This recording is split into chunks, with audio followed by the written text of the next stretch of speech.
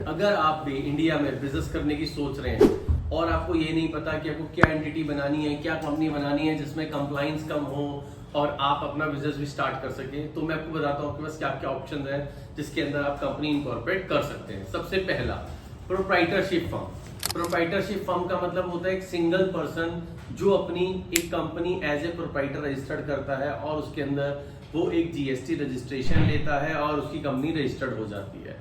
उसके लिए सिर्फ और सिर्फ उसको एक सिंगल पर्सन की रिक्वायरमेंट होती है। सेकंड, आप बना सकते हैं पार्टनरशिप फर्म।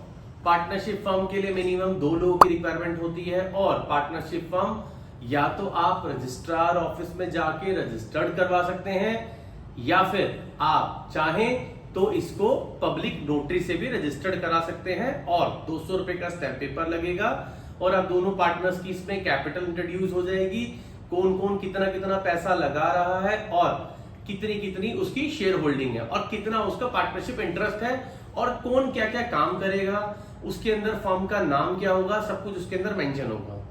ऐसे ही एक बनती है पार्टनरशिप फर्म एलएलपी के अंदर, मींस एज पर द कंपनीज एक्ट, जिसे हम कहते हैं LLP, limited liability partnership firm. ये एज पर द कंपनीज एक्ट बनती है।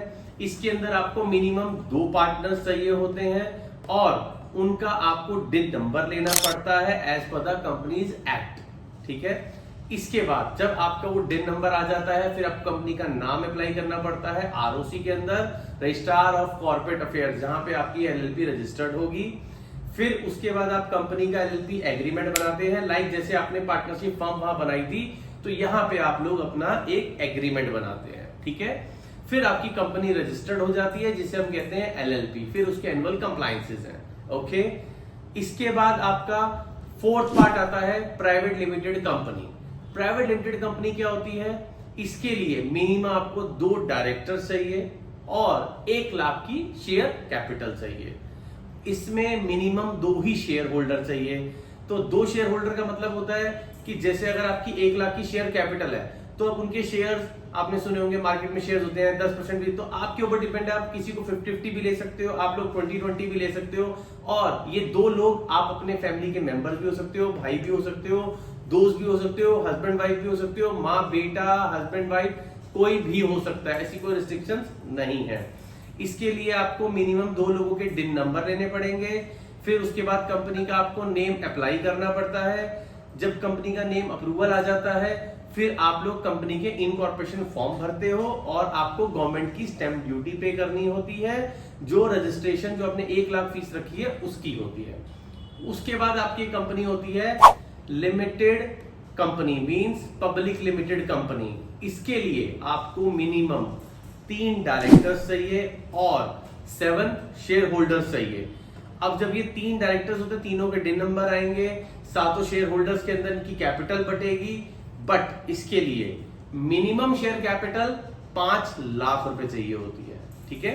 ये आप ध्यान रखना, minimum share capital public limited company में 5 लाख रुपए चाहिए होती है। 7 शेयर होल्डर चाहिए होते हैं, 3 डायरेक्टर्स चाहिए होते हैं। बाकी इस पे सारे कंपनीज लॉज एप्लीकेबल होते हैं। आपको इसमें इनकम टैक्स में अलग से रिटर्न भरनी होती है, आरओसी की अलग से रिटर्न भरनी होती है, क्योंकि आपकी कंपनी आरओसी में भी रजिस्टर्ड है तो इसकी अलग से कंपनी की रिटर्न अलग से जाती है। और एक और चीज मैं आपको बता दूं, जब आप कंपनी इनकॉर्पोरेट करते हैं तो इनकॉर्पोरेशन के टाइम में ही आपका पैन कार्ड आ जाता है, आपका 10 नंबर आ जाता है, आपका जीएसटी रजिस्ट्रेशन आ जाता है, आपका ईएसआई नंबर और पीएफ नंबर भी आपका उसी समय आ जाता है। इसके बाद एक एंटिटी और होती है, लाइक अगर आप समाज सेवा कर रहे हैं और मैं कह रहा हूं यार मेरे को तो समाज सेवा करनी है, मेरे को तो कंपनी बनाने का शौक ही नहीं है, तो आप एक एनजीओ बना सकते हो। आपको समझना पड़ेगा एनजीओ क्या होती है।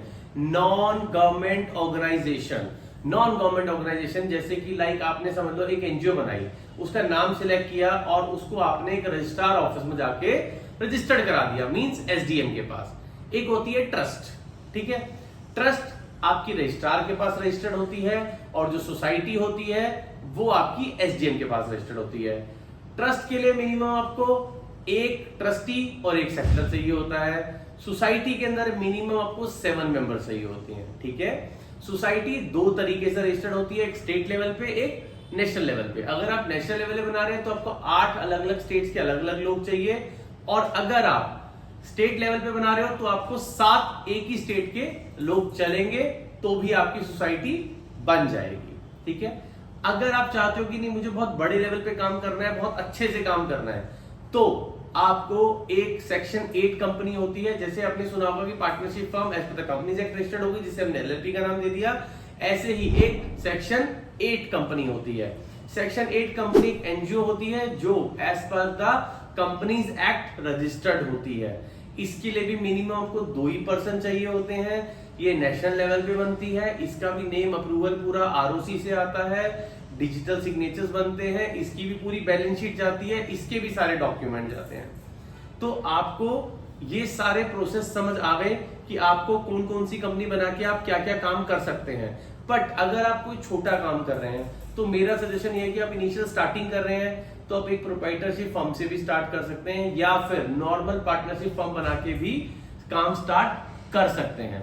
तो यही मेरा सजेशन है। बाकी अगर आपको और भी कुछ पूछना है कि कंपनी की कॉस्टिंग कितनी आती है, ये हर स्टेट वाइज अलग अलग होगी, हर स्टेट में अलग अलग डॉक्यूमेंट्स लगेंगे। और अगर आपको कोई और इन्फॉर्मेशन चाहिए हम लोगों से तो आप हमारे कमेंट्स बॉक्स में मैसेज करके पूछ सकते हैं। और अगर आपको वीडियो अच्छी लगी तो हमारी वीडियो को लाइक और सब्सक्राइब जरूर कर देना।